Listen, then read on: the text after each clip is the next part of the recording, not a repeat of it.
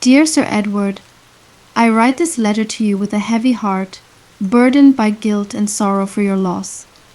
When you approached me, I was unprepared, still overwhelmed by the horrid events that unfolded at Valerie Hall Palace. I hope that in the details I am about to reveal, you may find some comfort, or at the very least some clarity. There are several letters yet to reach your desk, but for now I shall begin at the beginning. Every morning I would rise before the sun, wash my face, and dress appropriately, making my way through the long, echoing halls to the kitchen. There Aunt Bella, the palace cook, would put me to work without a moment's rest. She is a hard-working woman, determined to instill in me the same skills and tireless work ethic, but her lessons were not to my liking. I don't believe it was laziness on my part, though Aunt Bella might have said otherwise. Even if it were laziness, surely I had the right to indulge in it now and then. Only in my dreams, alas, because in reality I could not afford such luxuries. I had no parents, no siblings, no pet cat or dog to distract me. Only Aunt Bella, who was, despite her sternness, my entire world. Yet, as grateful as I was for her care, I grew weary of the endless labor. Few understood my frustrations. To others, it was a privilege to live and work at the palace, a dream whispered among girls who longed for any position within its grand walls. For noble ladies, the goal was to marry into the royal family for servant girls. It was to serve the royals as cleaners, nannies, or even chambermaids. The queen had but one son, a man who, though pleasing to look upon, was nothing short of a menace. I would bow in his presence as etiquette demanded, but inwardly I prayed he would never ascend to the throne. "O God, save us from this potential king," I would murmur to myself whenever he passed by. The queen's brother, on the other hand, was infamous for his numerous wives whom he collected like precious pearls plucked from the sea. As a result, he fathered many children, scattering them across the kingdom. The noble women would shamelessly throw themselves at him, ignoring the fact that he had sired countless offspring, even in the houses of ill repute he frequented.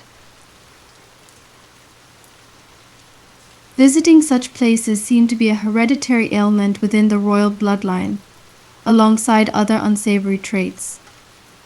This was why I never dreamt of marrying into the royal family. My aspirations were much simpler.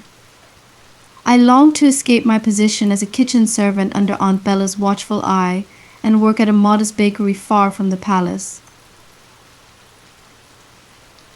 Those who yearned for employment at the palace imagined all manner of tales of royal drama, but in truth there was little of note until the queen died. Her death cast a shadow over the entire court, and the palace became a hive of whispers and secret meetings. The queen's son, now the new king, did not seem to mourn as one might expect. His manner of grieving appeared more akin to a hunger for power, and it was clear that he relished the authority that now surrounded him. Within days of her burial, he was crowned, and we all bowed to him, though some with heavy hearts. Shortly after the coronation, I was surprised to find myself appointed to a new position. No longer confined to the kitchen, I was tasked with cleaning the chambers of the guests who visited the royal household.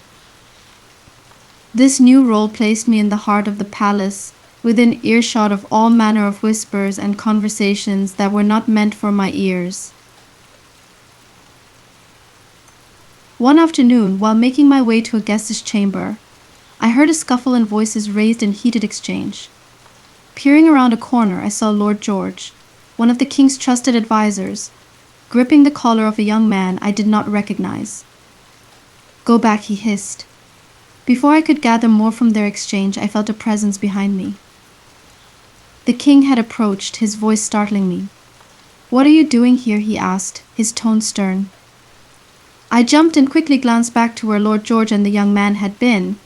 but they were gone, likely having heard the king's approach and slipped away. Flustered, I apologized and asked the king to excuse my presence. He studied me for a moment, then said, "Are you the little girl who used to play by the kitchens when we were children?"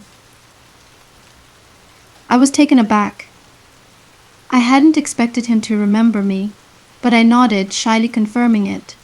He smiled, a hint of nostalgia in his eyes. "Oh, how we have grown. I always thought you had the most beautiful eyes," he said, his voice softer than I had ever heard it.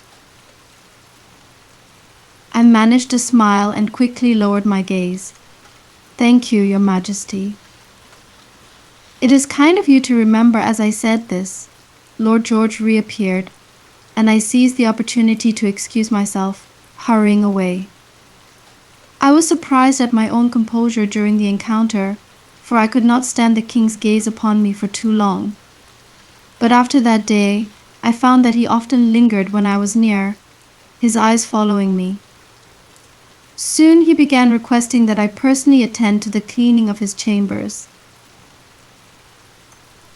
There was a tension between us, an unspoken excitement that grew with each passing day. Then one night, as I was returning from my aunt's chambers to my own, I was startled when Lord George appeared from the shadows and pinned me against the wall. My first reaction was anger, but as he moved closer, his body shielding me, I caught the scent of his cologne. It was intoxicating, and I found myself slipping into a daze. My struggles ceased, and I stood still, encircled by his arms. "What did you hear?" he whispered, his breath warm against my ear. "Nothing," I replied, my voice barely audible. He leaned closer, his lips brushing against my ear. "Tell me the truth, and I will pay you handsomely," he said, his tone both menacing and alluring. I repeated I heard nothing. He stared at me for a moment, then released me, turning away without another word. I stood there, trying to calm the frantic beating of my heart, unsure of what had just transpired. Days later, while spending an evening at a pub with other servant girls, I saw the young man I had witnessed being threatened by Lord George. He was alone, his eyes darting around nervously. He seemed the type to be involved in underhanded dealings, and I wondered what role he played in Lord George's schemes. As the weeks passed, the king's attentions towards me grew bolder, and my own curiosity about the palace's inner workings intensified. Then one afternoon a bell rang out across the courtyard, followed by a commotion. I rushed to see what was happening and found that a young, beautiful woman had arrived. She was to be the new queen, and she was Lord George's niece. Suddenly everything became clear. Lord George had been orchestrating her ascension to power, maneuvering her into place beside the king. The next morning I was roused from sleep earlier than usual. I was told that I was being summoned. I dressed quickly and was led through a winding hallway, devoid of windows, to a door at the far end. I hesitated for a moment before opening it. Inside, I found the king waiting. "My king," I began, but he cut me off, placing a finger to my lips before drawing me close. He kissed me, his lips gentle and insistent. I cannot, Sir Edward, in good conscience, continue to describe what happened between us that morning. Suffice it to say, it was an encounter that I believe he would come to regret. That is all for now, Sir Edward. You shall hear from me again. Sincerely, Eleanor.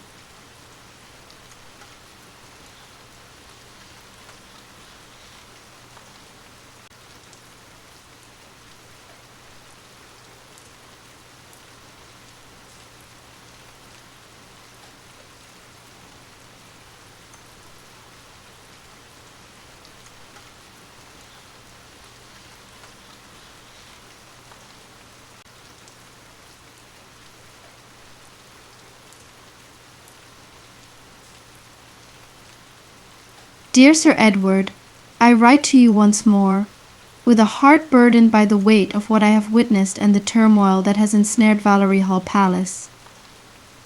My previous letter may have painted a brief picture, but I fear that the tale I must now recount will plunge us both deeper into the shadows of deceit, desire, and intrigue that have tainted the palace halls. You must know everything, and so I shall begin where I left off. After my encounter with the king, I was left bewildered, my emotions thrown into disarray. For so long I had harbored a disdain for him, an unspoken resentment, but now my heart was torn. He whom I had loathed had somehow managed to capture my affection, and I found myself drawn to him in a way I could scarcely comprehend. I would spend my days watching him from a distance, my eyes searching for him in the crowded halls. Our nights, though, were different. We would meet in that secret room at the end of the winding hallway, where no one could see us, and there we would be together, cloaked by the darkness and the secrecy of the palace. But as much as I was overwhelmed by these newfound emotions, they consumed me. When the king was away, I would linger in his chambers after I had finished cleaning, just to feel close to him. The scent of his presence, the way the fabric of his clothes brushed against my fingers, it was all I had to sustain myself during his absences. I dared to think of a future where I might be more than just a servant. Could it be possible? Could he love me enough to make me his queen? I knew how absurd it sounded, but the heart can be a foolish thing, as you may well know, Sir Edward. It was during one of these idle moments of daydreaming that I first encountered her, Lord George's niece, Mary, surrounded by her ladies in waiting like a queen in waiting herself. She was every bit as beautiful as the whispers had claimed, with a grace that was hard to deny. Her eyes, however, did not hold the warmth of the king's, but a coolness that made me shiver. As I stepped out of the shadows, lost in thought, I bumped into her. I was startled, and so were her companions, but Mary remained calm. She regarded me with a look that felt as though she could see through me. "Your name?" she asked, her voice soft but with an edge to it. "Eleanor," I answered, my heart pounding. "And you are a servant, yes," she continued, tilting her head slightly, studying me. "Yes," I replied, keeping my voice steady. "You are so beautiful. You've got the most lovely eyes," she said, and there was a strange emphasis on the word beautiful. I managed to smile, thanking her, though her compliment felt more like an inspection. She moved on, her retinue following like a procession, leaving me to wonder what lay behind her words. She was indeed lovely, but something told me she was not to be trusted, and I could not rid myself of that feeling. She was not truly royal, nor even genuinely noble, at least not in the way the court expected. Yet there she was, making her way ever closer to the throne. Days turned into weeks, and then 2 months passed without any sign of the king. I grew anxious, restless, and a deep worry took root in my chest. Where was he? I felt like a queen awaiting the return of her beloved from a distant battle, but no word came, and no sign of him appeared. The palace felt empty, a shell of its former self. One night, as I made my way back to my chambers through the darkened garden, I heard the sound of soft giggles carried by the wind. Curiosity led me to the source, and I hid myself behind a cluster of bushes, peeking through to see what was happening. There, beneath the faint light of the moon, I saw a figure, Mary sneaking away with a nobleman. I could not see his face clearly, but his voice was unmistakable, and I had seen him before.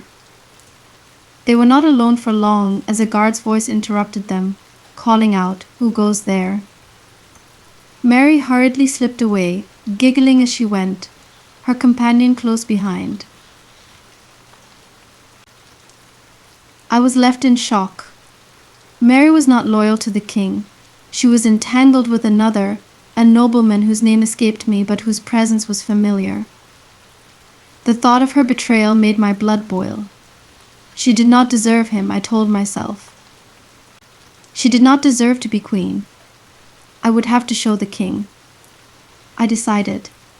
He had to see her for what she truly was. But still there was no sign of him, and my resolve was left to fester in his absence. Weeks continued to pass, and the palace was gripped by a new horror, a sickness that swept through the halls, leaving fear and death in its wake. Panic spread faster than the disease, and soon the gates were shut, and the palace felt like a prison. Aunt Bella, ever vigilant, took charge of the kitchens once more, and I found myself under her strict supervision. She ruled the kitchen with an iron hand, as if her control over the food might stave off the sickness itself. Those were dark, terrible days. Everything felt unclean, and the air was heavy with dread. Yet, just as suddenly as it began, the sickness seemed to recede, and slowly, life returned to the palace. There was a collective sigh of relief as the gates opened once more, and people dared to hope again. That was when the king returned, but not as I had expected. He was brought back, carried by guards, sick and pale, his strength drained by the very illness that had plagued us. My heart sank when I saw him, and I knew, deep down, that he must have been nearby all this time, hidden away. I wanted to be by his side, to care for him, but I was not allowed. I was just a servant, and I had no place in his chambers anymore. Lord George arrived not long after, accompanied by that same young man I had seen him threatening months ago.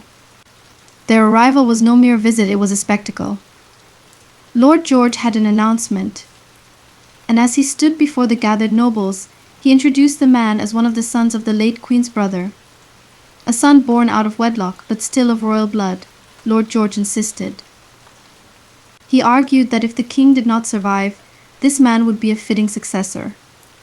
His words caused a stir, for Lord George was not just any man, he was one of the most powerful figures in the court, and his influence was undeniable.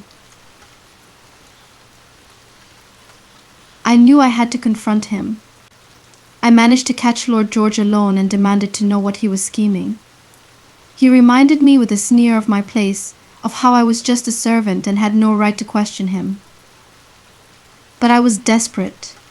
I threatened him, telling him I would reveal what I had overheard that day, how he had told someone to go back, how he had threatened to silence anyone who might expose the truth about Mary's parentage. His face darkened, and he grabbed my arm, pulling me close. "So you did hear me," he hissed. "Yes," I said, my voice barely steady. "I heard everything. I know that Mary is not your niece. I know she is the child of an affair, and that her real father is you, Sir Edward." Lord George's eyes widened, and I saw a flicker of panic cross his face.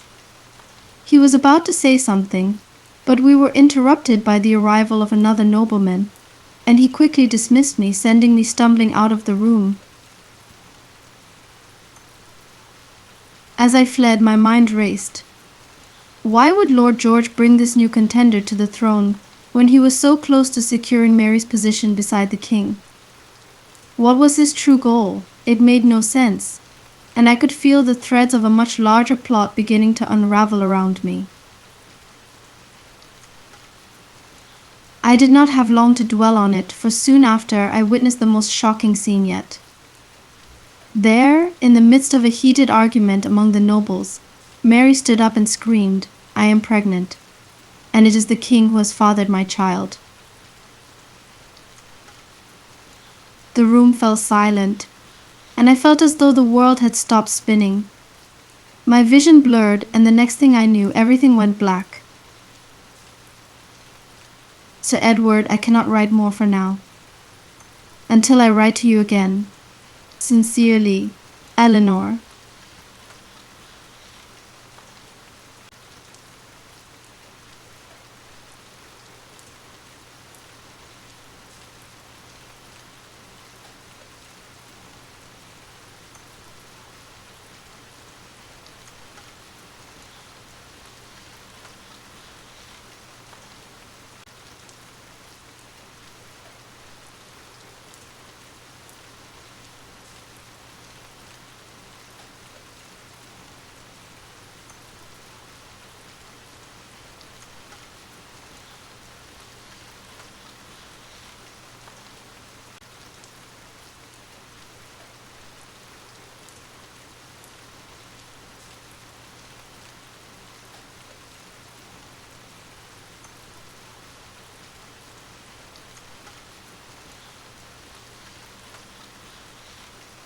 Dear Sir Edward, this will be my final letter, and it is with a heavy heart that I pen these last words to you.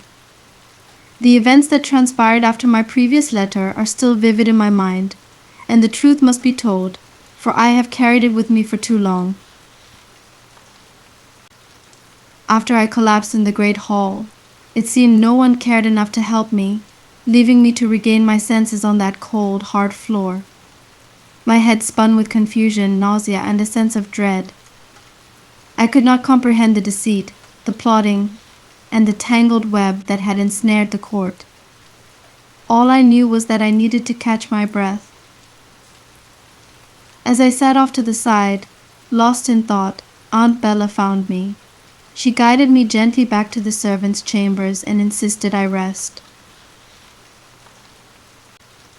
Her sharp eyes studied me, and she said, "Your behavior has been peculiar these days, spending time with the king, disappearing for hours, and now fainting. What is going on?" Eleanor, she looked at me as though she could read my very soul, waiting for me to reveal the secret she already suspected. I wasn't sure how much she knew, but I could not bear to confide in her yet. The court had erupted into chaos. A physical altercation had broken out between Lord George's men and the royal guards. Aunt Bella and I rushed to see what was happening, and we saw Lord George and his ally, the man he claimed was fit to be king, fleeing the scene. Amidst the commotion, I caught sight of the king, barely able to stand, shouting for Lord George's arrest. He had awoken, and despite his weakened state, he stood tall, determined to reclaim his throne. In that moment, I was filled with pride and relief. He was a strong, powerful man, and I was glad to see him alive, though my heart ached at the sight of his frailty. It had been weeks since I last laid eyes on him, and I had feared that I might lose him forever. The tide began to turn against Mary. She was no longer a threat to me. As rumors spread about her ties to Lord George, many began to question her motives. People speculated that she had been brought to court to act as a spy, a pawn in Lord George's game. The only thing that kept her standing was the claim that she carried the king's child.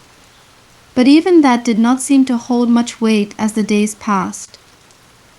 The confidence she once exuded dimmed, and for the first time since she arrived, she looked vulnerable. It was a curious feeling, seeing her lose her footing. I knew the secret that could unravel the last thread of dignity she clung to, her secret lover. The man she had been meeting under the cover of night was surely the father of her child, not the king. For weeks the king remained in isolation, recovering from his illness. I hardly saw him, and when I did, he was surrounded by advisors and guards. I could not get close enough to speak to him, and with each passing day my anxiety grew. Then at last he summoned the court to make an announcement. To my horror, he declared that he would marry Mary, and the wedding was set for 2 days hence. My heart sank.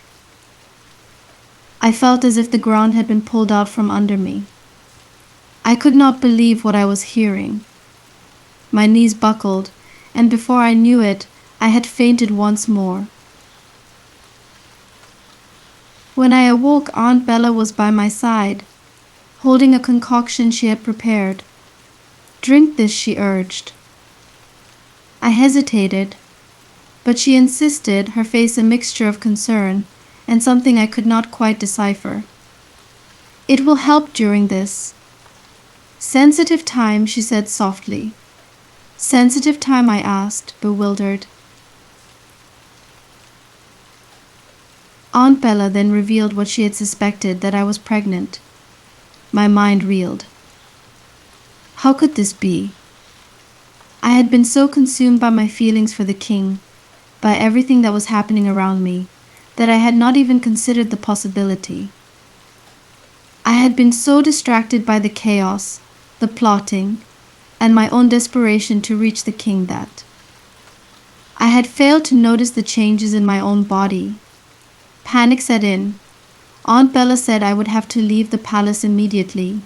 "You must go far away, Eleanor. There is no place for you here now," she said, her voice laced with urgency.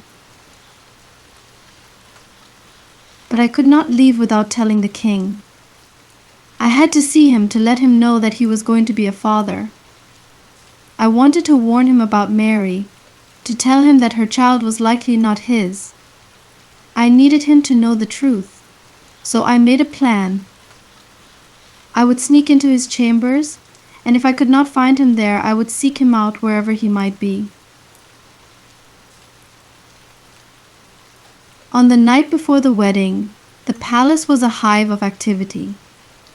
Decorations were being hung, dresses were being fitted, and there were strangers bustling about everywhere. I used the chaos to my advantage, slipping past the guards as though I were just another kitchen servant fetching supplies. I found the king alone in the dining area, examining the wedding cake. When he saw me, his eyes widened in surprise. "Oh, Eleanor," he said, his voice barely masking his shock. "I thought you had left." I smiled and stepped closer. "No, my love," I said softly. "But I am being forced to leave, and I have to tell you something before I go." He looked at me with concern and urged me to speak. I told him everything, about Lord George, about Mary's secret meetings in the garden, and then, with my heart in my throat, I told him about our child. I spoke of the future I had imagined for us, one where we could be together, free of all this deception and scheming. His expression darkened, and he took a step back. "That is not my child," he said coldly. I was stunned. "It is. I swear it," I pleaded, trying to close the distance between us. "You are the only man I have been with, the only one I love." But he would not listen. "You are trying to frame me, to manipulate me," he accused, his voice rising in anger. "I will not allow it." Desperation took hold of me. "Do you truly believe that Mary is carrying your child?" "After all I have told you," I asked. "Do not speak ill of my future wife," he snapped, and with that he called for the guards. They came swiftly, and without hesitation, dragged me out of the palace. I was treated like a common criminal, thrown out like a stray dog. I stumbled back to the servants' entrance, hoping to find some solace in the familiarity of the kitchen. Aunt Bella was there, and when she saw my tear-streaked face, she demanded to know what had happened. I told her everything, and she looked at me with a mix of pity and horror. "Why did you tell him?" she whispered, shaking her head. "You have sealed your fate. We must leave tonight," she said. "There is no time to waste." As she went off to make arrangements for my escape, I sat alone in the kitchen, consumed by heartbreak and rage. My eyes fell on the pots of food prepared for the wedding feast, and beside them I saw a green flower lying on the counter. Aunt Bella had once warned me about that flower, saying it was dangerous if ingested. An idea took root in my mind, one that I could not shake. I stood up, took the flower, and carefully chopped it into small pieces. I sprinkled the pieces into the pots and stirred them in, then returned to my seat, feeling numb and detached.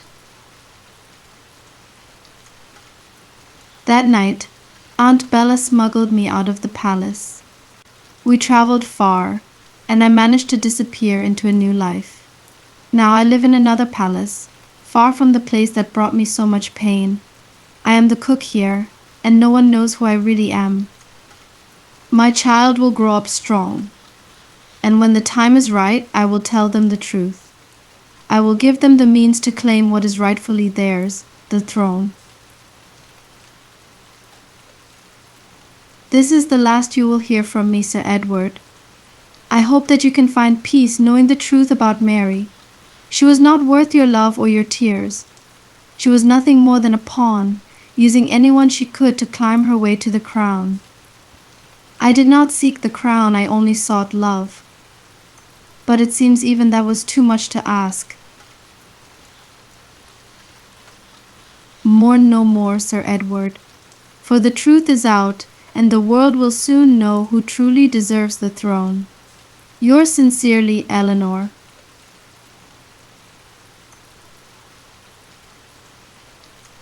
The wedding day that was meant to be a grand celebration turned into a day of tragedy.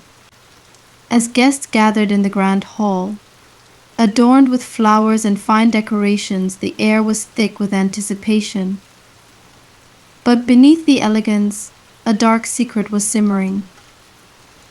Eleanor's actions had set into motion a series of events that no one could have foreseen. The green flower, which Aunt Bella had once used for medicinal purposes, was potent and lethal when consumed. Mixed into the food for the wedding feast, it caused those who ingested it to experience severe nausea, vomiting, and intense stomach pain. For some it led to seizures and a slow, agonizing collapse. By the time anyone realized what was happening, it was too late. Both Mary and the king were among the first to fall, collapsing at the head table before the horrified eyes of the court. Panic swept through the hall as more guests began to clutch their stomachs, faces pale with fear. While some managed to survive the poisoning, many others did not. The joyous occasion quickly descended into chaos, with guests fleeing, screaming, and scrambling to find safety. In the aftermath, the palace was left reeling from the shock of losing not just the king and his bride, but several other noble guests as well. The once thriving court was now shrouded in death and despair. Rumors spread like wildfire, and it did not take long for fingers to be pointed at Lord George. Having been recently exposed as a traitor, he was an easy target. Whispers of his involvement, of spies sneaking in to tamper with the feast, grew louder with each passing day. No one suspected Eleanor. She had disappeared without a trace, and the chaos that followed left little room for questions. Aunt Bella, however, was not so fortunate. When the deaths were linked to the food served at the wedding, suspicion fell upon the kitchen staff. She fled for her life, knowing that if she were caught, she would face execution. The once bustling palace, filled with laughter and celebration, was now a place of mourning and fear. Eleanor's plan had succeeded beyond her imagination. She had not only escaped the palace, but also ensured that no one could claim the throne she believed belonged to her child. The poisonings were attributed to Lord George's treachery, and with his name stained further, the true mastermind behind the deaths remained hidden. Death had struck at the heart of the court, leaving a kingdom fractured and leaderless. And Eleanor's secret was buried deep beneath the rubble of a shattered monarchy. The end.